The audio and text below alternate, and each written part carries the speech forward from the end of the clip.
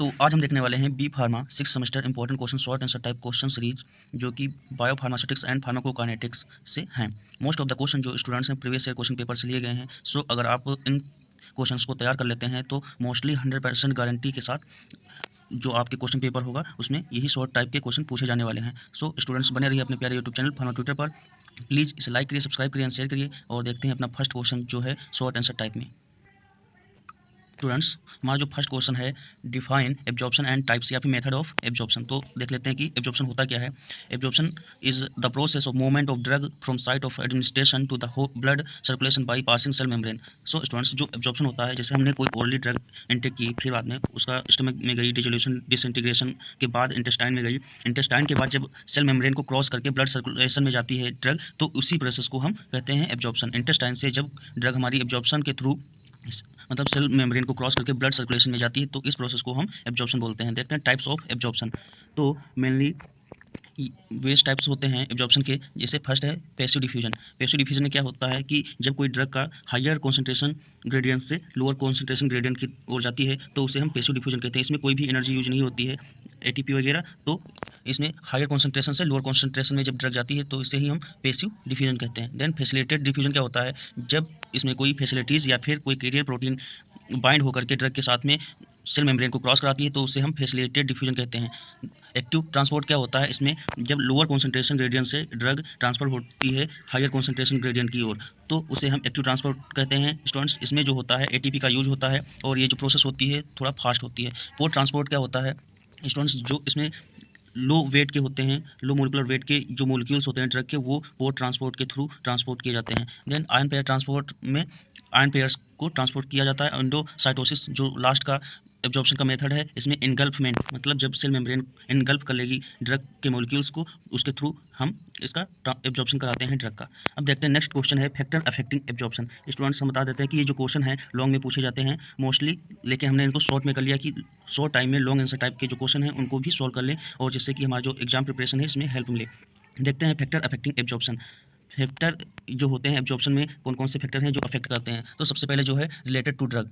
Related to drug में कौन कौन से फैक्टर्स होंगे, लिपिड वाटर सोलबिलिटी। तो अगर जैसे हमारी जो सेल मेम्ब्रेन होती है वो फास्फोलिपिड की बनी होती है ना, तो वो लिपोफिलिक नेचर की होती है। तो अगर कोई लिपिड सोल्यूबल ड्रग होगी ना तो वो इजीली एब्जॉर्ब हो जाएगी। एंड अगर कोई वाटर सोल्यूबल ड्रग होगी तो वो अच्छे से एब्जॉर्ब नहीं हो पाएगी, सोल्यूबल नहीं हो पाएगी। देन फैक्टर है particle size. If particle size जो स्मॉलर पार्टिकल साइज होगी ना ड्रग की, तो वो इजीली एब्जॉर्ब हो जाएगी। और अगर पार्टिकल साइज लार्ज होगा मोलिक्यूल्स का ड्रग का, तो वो जो इजीली एब्जॉर्ब नहीं हो पाएगी। नेक्स्ट है आयनाइजेशन। आयनाइजेशन मीन्स अगर un-ionised form like lipophilic nature की जो ड्रग होगी वो अनआयनाइज्ड फॉर्म की होती है, तो वो इजीली क्रॉस हो जाएगी, सेल मेम्ब्रेन की एब्जॉर्प्शन हो जाएगा। Concentration of drug, if higher concentration होगी ड्रग की, मोर कॉन्सेंट्रेट होगी ड्रग, तो इजीली एब्जॉर्ब होगी, उसकी एब्जॉर्प्शन भी हायर हो जाएगा। Drug solubility, if drug soluble होगी सेल मेम्ब्रेन में तो वो इजीली एब्जॉर्ब होगी। डिजोल्यूशन रेट भी अफेक्ट करता है। देन पीएच, जो पीएच रेंज होती है वो अगर सेल मेम्ब्रेन के अकॉर्डिंग ही होगी तो इजीली एब्जॉर्ब होगी। अब देखते हैं रिलेटेड टू बॉडी कौन कौन से फैक्टर हैं जो बॉडी से रिलेट करते हैं। सरफेस एरिया, अगर बॉडी की जो सरफेस एरिया है, सेल मेम्ब्रेन की सरफेस एरिया है, अगर इंक्रीज होगी ना तो एब्जॉर्प्शन भी इंक्रीज हो जाएगा। एज, अगर एडल्ट में एब्जॉर्प्शन हाई होता है और जो चाइल्ड या फिर एल्डर पर्सन होते हैं उसमें जो होता है एब्जॉर्प्शन थोड़ा लो होता है। वेस्कुलरिटी या फिर वेंस नंबर, तो जितनी भी वेंस नंबर होंगी तो उनमें ज़्यादा एब्जॉर्प्शन होगा। अगर लो वेंस नंबर होंगी, कम होंगी, तो उसमें एब्जॉर्प्शन अच्छे से नहीं हो पाएगा। देन फूड, फूड भी अफेक्ट करता है ड्रग एब्जॉर्प्शन को। डिसीज़ कंडीशन, अगर कोई डिसीज़ है तो उसमें भी आपका ड्रग एब्जॉर्प्शन जो है अफेक्ट हो जाएगा। तो इतने ये सारे फैक्टर्स हो गए जो कि ड्रग के एब्जॉर्प्शन में अफेक्ट करते हैं। नेक्स्ट क्वेश्चन देखते हैं, give the name of non per oral extra vascular route of administration. तो हम इनको ब्रेक डाउन कर लेते हैं इन सेंटेंस को। नॉन पर ओरल का मतलब हो जाता है स्टूडेंट्स अदर देन ओरल, मतलब ना ही कोई ओरल रूट से ड्रग ली जाए, और एक्स्ट्रा वेस्कुलर रूट, और ना ही कोई एक्स्ट्रा वेस्कुलर रूट यानी कि आईवी या फिर वेंस में इंजेक्ट करके ली जाए। इसके अलावा कोई रूट्स जो होते हैं रूट ऑफ एडमिनिस्ट्रेशन, तो उनके नाम लिखने हैं। So non per oral extra vascular route are other than oral route which bypass GIT first pass metabolism and enter into blood circulation. तो इसके अलावा कौन कौन से हो सकते हैं कि ना ही ओरली लिए जाते हों, ना ही कोई ड्रग आईवी यानी कि इंट्रावेस्कुलर ली जाए। इसके अलावा जो रूट्स होते हैं वो होते हैं बक्कल या फिर सबलिंगुअल दे सकते हैं रूट से, नेजल रूट से, आईएम रूट से, टॉपिकल, रेक्टर, सब क्यूटेनियस रूट से भी ड्रग दी जाती है, वेजाइनल रूट और इंट्राओकुलर रूट यानी कि आई में हम ड्रॉप वगैरह का यूज़ करते हैं। तो ये सारे रूट्स हो गए जो कि नॉन ओरल और नॉन आईवी रूट से दी जाती हैं। नेक्स्ट क्वेश्चन है इंपॉर्टेंट क्वेश्चन है define afferent volume of drug distribution. तो स्टूडेंट्स अगर अफेरेंट का इसमें हम देखते हैं तो अफेरेंट मीन्स होता है एक्चुअल वॉल्यूम, कोई एक्चुअल वॉल्यूम जो कि डिस्ट्रीब्यूशन कराती हो, जो ड्रग डिस्ट्रीब्यूशन में यूज होती है। सो अफेरेंट वॉल्यूम, इसको हम अगर एक्चुअल वॉल्यूम बोलते हैं तो actual volume of distribution is the actual amount of fluid, मतलब एक्चुअल अमाउंट ऑफ फ्लूइड जो डिस्ट्रीब्यूट होती है ऑर्गन्स में, तो उससे ही हम कहते हैं afferent volume of drug distribution. तो डिफिनेशन देख लेते हैं। Afferent volume of distribution is the actual amount of fluid of an organ that required for distribution, कोई एक्चुअल वॉल्यूम ऑफ ड्रग जो रिक्वायर्ड होती है ड्रग की डिस्ट्रीब्यूशन ऑर्गन में, तो उसे ही हम अफेरेंट वॉल्यूम कहते हैं। तो इसका फॉर्मूला क्या हो जाएगा, apparent volume of distribution equal to amount of drug in body, मतलब जो अमाउंट यूज होगी ड्रग इन बॉडी में अपॉन प्लाज्मा ड्रग कॉन्सेंट्रेशन, और जो प्लाज्मा ड्रग कॉन्सेंट्रेशन होगी वो। नेक्स्ट क्वेश्चन है डिफाइन नॉन रीनल एक्सक्रीजन। तो नॉन रीनल एक्सक्रीजन डिफाइन करना है स्टूडेंट्स। नॉन रीनल एक्सक्रीजन क्या होता है, जो कि किडनी के थ्रू ना एक्सक्रीट होकर के यूरिन के फॉर्म में अदर जो रूट होते हैं एक्सक्रीजन के, उसके बारे में। तो when drug is excreted other than kidney so called non renal excretion. कौन कौन से होते हैं रूट्स जो एक्सक्रीट आउट करते हैं अदर देन किडनी, तो बाइलरी यानी कि फीकस एक्सक्रीजन, जिसमें फीकस को एक्सक्रीट आउट किया जाता है। फिर है पल्मोनरी एक्सक्रीजन बाई लंग्स, लंग्स में भी टॉक्सिक जो ऑक्सीजन वगैरह होती है म्यूकस वो एक्सक्रीट किया जाता है। सेलिवरी एक्सक्रीजन थ्रू सलाइवा के द्वारा एक्सक्रीजन होता है। स्किन एक्सक्रीजन हमने बाई स्वीट एक्सक्रीट आउट होता है स्किन के थ्रू। और मेमरी एक्सक्रीजन जिसमें जो मिल्क वगैरह एक्सक्रीट आउट होता है। तो ये हो गए नॉन रीनल एक्सक्रीजन। देखते हैं नेक्स्ट क्वेश्चन है define the term clearance, total body clearance and renal clearance. तो इसमें 3 टॉपिक हैं जिनको डिफाइन करना है। सबसे पहला है क्लियरेंस। तो क्लियरेंस देखते हैं क्या होता है students. Clearance is a parameter which describe the excretion of drug. ये एक पैरामीटर होता है जो डिस्क्राइब करता है कि कितनी ड्रग एक्सक्रीट आउट होती है एक यूनिट टाइम में। तो clearance is the volume of fluid containing drug is removed from the body पर मिनट और इन यूनिट टाइम। तो ये डिफाइन करता है, ये एक पैरामीटर है जो डिफाइन करता है कि कितनी जो ड्रग है वो एक्सक्रीट आउट होती है एक यूनिट टाइम में, तो उसे ही हम क्लियरेंस बोलते हैं। तो clearance equal to elimination rate, मतलब जो एक्सक्रीट आउट हुई है ड्रग और अपॉन प्लाज्मा ड्रग कॉन्सेंट्रेशन, ये इसका फार्मूला हो जाएगा। ध्यान देखते हैं टोटल बॉडी क्लियरेंस। तो टोटल बॉडी क्लियरेंस क्या हो जाएगा स्टूडेंट्स, जो बॉडी में जितने भी ऑर्गन है ना उन सबसे जो क्लियरेंस आउट होता है तो वो टोटल बॉडी क्लियरेंस होता है। देखते हैं डिफरेंस, टोटल बॉडी क्लियरेंस या फिर सिस्टमिक क्लियरेंस भी बोल सकते हैं, क्योंकि हमारे जो 11 सिस्टम है पूरे 11 सिस्टम के ऑर्गन से जितना भी एक्सक्रीजन होता है ड्रग का तो पूरा बताना is the some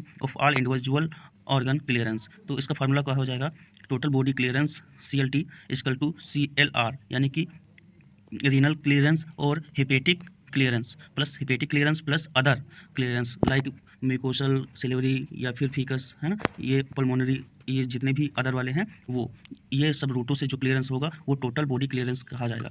where CLR equal to renal clearance और CLH equal to hepatic clearance. अब देखते हैं नेक्स्ट जो थर्ड पॉइंट था, रीनल क्लियरेंस क्या होता है। रीनल क्लियरेंस इसमें कुछ नहीं, सिंपल सा कि जो हमारी किडनी के थ्रू जितना भी यूरिन एक्सक्रीट होता है ड्रग के साथ, तो उसे हम रीनल क्लियरेंस कहते हैं। Renal clearance is defined as the volume of plasma from which drug is cleared in a unit time through kidney. तो कितनी ड्रग जो होती है एक यूनिट टाइम में क्लियर आउट होती है किडनी के थ्रू, तो उससे ही हम रीनल क्लियरेंस बोलते हैं। Renal clearance CLR equal to rate of urinary excretion plasma drug concentration upon में करेंगे। तो इसका फार्मूला हो जाएगा कि मतलब एक यूनिट टाइम में कितना रेट ऑफ यूरिनरी एक्सक्रीजन हुआ है अपॉन प्लाज्मा ड्रग कॉन्सेंट्रेशन।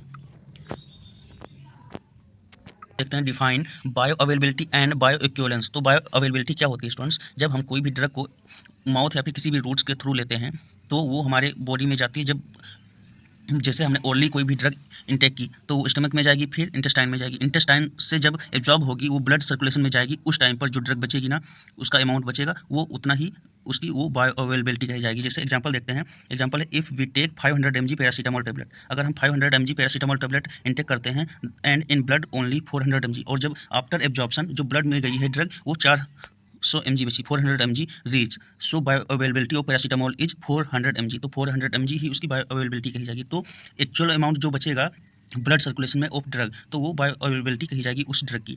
जैसे हम अगर IV रूट से लेते हैं तो उसमें तो 100% बायो अवेलेबिलिटी रहेगी, क्योंकि वो डायरेक्ट ब्लड में इंजेक्ट की जाती है IV रूट के थ्रू, तो उसकी 100% बायो अवेलेबिलिटी कही जाएगी। फिर IM रूट से अगर लेंगे तो उसमें क्या होता है, वो मसल से फिर ब्लड में जाती है तो उसमें थोड़ी बायो अवेलेबिलिटी कम पड़ जाएगी। देन अगर ओरली लेते हैं तो उसमें डिसइंटीग्रेशन डिजोल्यूशन वगैरह होगा, देन इंटेस्टाइन में जाएगी, फिर ऑब्जॉर्प्शन होगा तो उसमें बायो अवेलेबिलिटी ज़्यादा कम हो जाएगी। तो bio availability is defined as the actual amount of drug which reach in blood circulation and show their action. तो एक्चुअल अमाउंट जो बचेगा ड्रग का इन ब्लड सर्कुलेशन में, तो वो उसकी बायोअवेलेबिलिटी कही जाएगी ड्रग की। देखते हैं नेक्स्ट जो है टॉपिक है बायो इक्विवेलेंस। बायो अवेलेबिलिटी को हमने डिस्कस कर लिया। आप देखते हैं बायो इक्विवेलेंस क्या होता है। तो हम यहाँ पर मान के चलते हैं बायो मीन्स हो जाएगा बायो अवेलेबिलिटी, कोई भी ड्रग जो ब्लड सर्कुलेशन में उसका एक्चुअल अमाउंट पहुँचता है और वो एक्शन करता है, वो बायो अवेलेबिलिटी कही जाती है। अभी हमने देखा। अब देखते हैं इक्विवेलेंस। इक्विवेलेंस का मतलब इक्वल, जब कोई भी दो ड्रग्स हैं जिसका सेम बायो अवेलेबिलिटी है, मतलब सेम इफेक्ट रहेगा, बायो अवेलेबिलिटी रहेगी और इक्वल अमाउंट में होंगी, तो उन्हें हम बायो इक्विवेलेंस कहेंगे। डिफिनेशन देखते हैं। Bio equivalence is the term used in pharmacokinetic to define the property of two doses form with similar bio availability and same effect in body. तो दो सिमिलर डोजेस फॉर्म जो कि use की जाती हैं, उनकी सेम बायो अवेलेबिलिटी होती है और सेम इफेक्ट देते हैं बॉडी में, तो उसे ही हम बायो इक्विवेलेंस कहते हैं। जैसे कि अगर हम मान के चलें, अगर कोई ड्रग ले ली, टेबलेट ले ली पैरासीटामोल की, और हमने दूसरी ले ली कि एक सस्पेंशन ले लिया पैरासीटामोल का, तो दोनों ड्रग तो सेम होंगी, उनकी सेम बायो अवेलेबिलिटी होगी और उनका सेम इफेक्ट भी होगा, बट जो उसे ही हम बायो इक्विवेलेंस बोलेंगे। तो डोजेस फॉर्म टू होंगी, दो अलग हो सकती हैं, बट उनकी जो इफेक्ट होगा वो सेम होगा और बायो अवेलेबिलिटी भी सेम ही होगी। Define absolute and relative bio availability. तो absolute and relative bio availability को डिफाइन करना है। नेक्स्ट क्वेश्चन है स्टूडेंट्स। सबसे पहले देख लेते हैं एब्सोल्यूट बायो अवेलेबिलिटी होती क्या है। तो absolute bio availability is the measure of bio availability of drug given orally compared to its intravenous IV administered. तो अगर एब्सोल्यूट बायो अवेलेबिलिटी को हमको निकालना है ना, तो हम इसमें कंपेयर करते हैं कि जो हमने ओरली ड्रग दी है और हमने जो आईवी ड्रग दी है, मतलब आईवी रूट से, तो उनको दोनों को देख लेंगे उनकी बायो अवेलेबिलिटी को। जैसे ओरली हम देंगे 500 mg टेबलेट पैरासीटामोल की, और जो बचेगी जैसे 400 बची है, तो उसमें से 100 जो mg है वो घट गई, लेकिन आईवी जो होगी वो उसमें 100% बायो अवेलेबिलिटी रहेगी, उसमें कुछ नहीं घटेगा। तो जो एब्सोल्यूट बायो अवेलेबिलिटी होगी ना, वो 100 mg घटी है ओरल की, वो देख लेंगे, तो इसी को हम एब्सोल्यूट बायो अवेलेबिलिटी कहते हैं। Absolute bio availability F equal to AUC, यानी कि अंदर absolute bio availability F percentage equal to AUC oral into dose IV। अगर एक्चुअल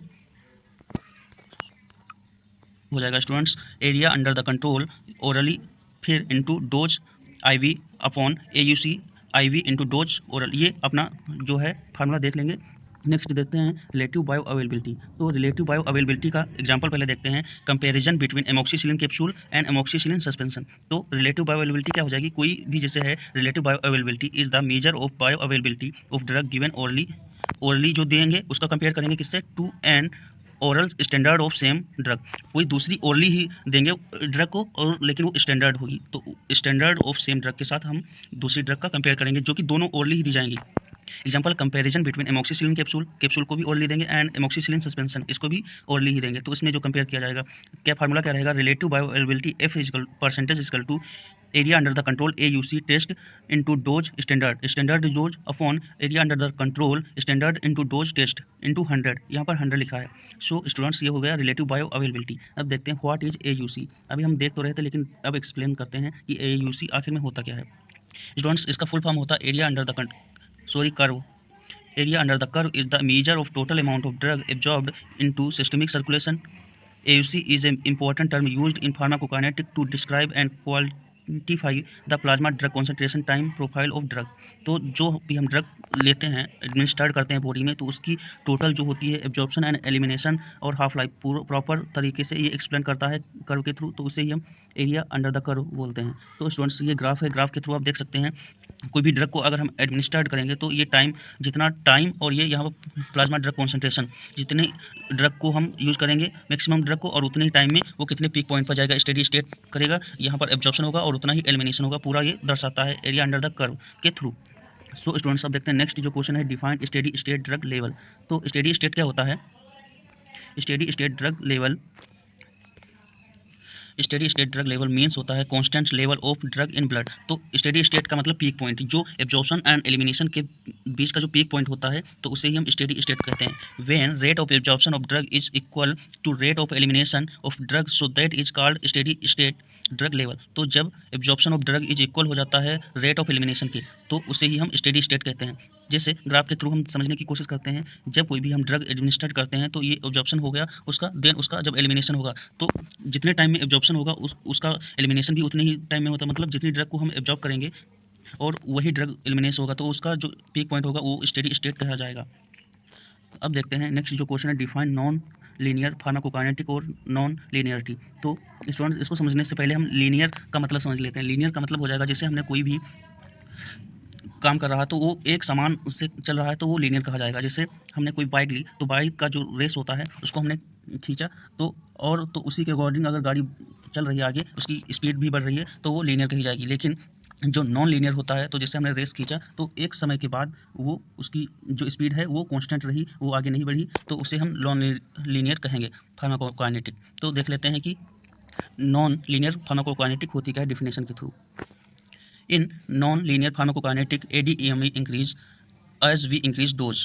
Non-linear pharmacokinetic में जब अगर हम डोज को बढ़ाएंगे, इंक्रीज करेंगे, तो जो उसकी एब्जॉर्प्शन, डिस्ट्रीब्यूशन, मेटाबॉलिज्म और एक्सक्रीजन है वो भी बढ़ेगा, लेकिन कुछ समय के बाद। But after getting saturation point, कोई सेचुरेशन पॉइंट आने के बाद, if we increase dose show drug ADME become constant. लेकिन कुछ समय के बाद सेचुरेशन पॉइंट आ जाएगा तो उसके बाद जो है absorption, distribution, metabolism and excretion constant हो जाएगा। अगर आप डोज बढ़ाते भी गए ना तो भी वो नहीं बढ़ेगा, ADME।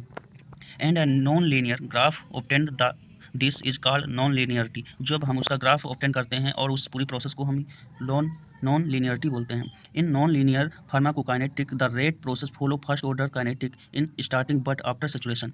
ये जो होती है नॉन लीनियर फार्माकोकाइनेटिक, पहले तो वो फर्स्ट ऑर्डर काइनेटिक को फॉलो करती है, बट आफ्टर गेटिंग सेचुरेशन ये जीरो ऑर्डर काइनेटिक को फॉलो करती है। तो सबसे पहले फर्स्ट ऑर्डर काइनेटिक को फॉलो करती है, फिर बाद में वो जीरो ऑर्डर काइनेटिक को फॉलो करती है।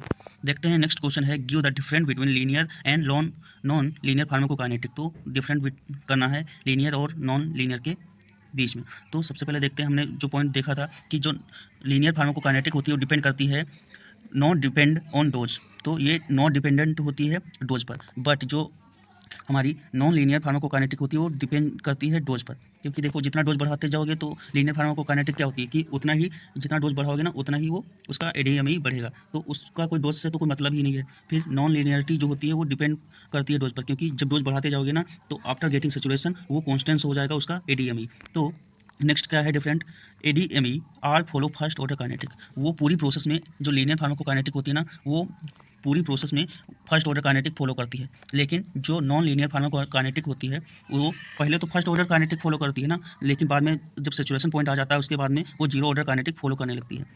फिर देखते हैं, area under the curve is directly proportional to dose. तो एरिया अंडर द कर्व जो होता है डायरेक्टली प्रोपोर्शनल होता है डोज के, क्योंकि वो जितना डोज बढ़ाओगे उतना ही उसका ADME बढ़ेगा। तो एरिया अंडर द कर्व क्या बोलता है कि उसमें एब्जॉर्प्शन, डिस्ट्रीब्यूशन, मेटाबॉलिज्म एंड एक्सक्रीजन को पूरा ग्राफ के थ्रू दिखाया जाता है। अब देखते हैं जो नॉन लीनियर होता है उसमें क्या होता है, area under the curve is disproportional to dose. तो ये डिसप्रोपोर्शनल होता है डोज के।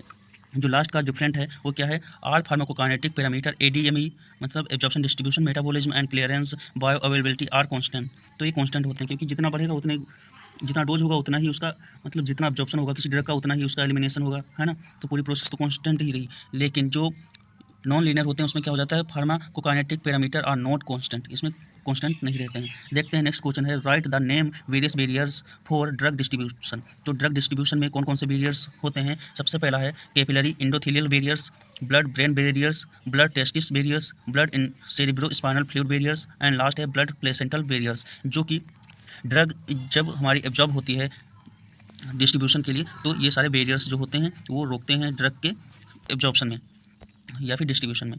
तो स्टूडेंट्स यहाँ पर हमारे जो जितने भी शॉर्ट इंपॉर्टेंट क्वेश्चन थे यूनिट 1 से लेकर यूनिट 5 तक वो पूरे कंप्लीट हो गए हैं। अगर आप चाहते हैं कि ऐसे ही PYQ सॉल्यूशन हम अपलोड करें तो इस चैनल को प्लीज़ लाइक करिए, सब्सक्राइब करिए एंड शेयर करिए, और मिलते हैं नेक्स्ट वीडियो में। Thanks for watching this video.